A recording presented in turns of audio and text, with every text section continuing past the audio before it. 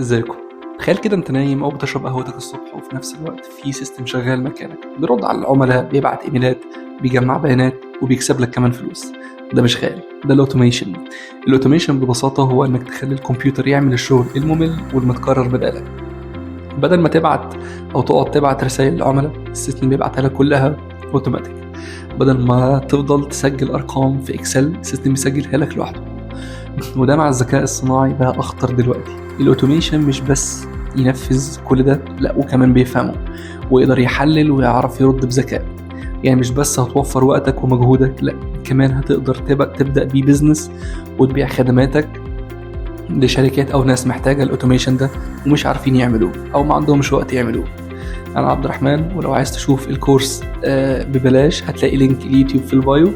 ولو عايز نسخة من الورك فلو بعد كده الجاهزة عشان تقدر تبدأ بيها، اكتب لي في الكومنتات كلمة automation وأنا هبعتها لك على طول. سلام.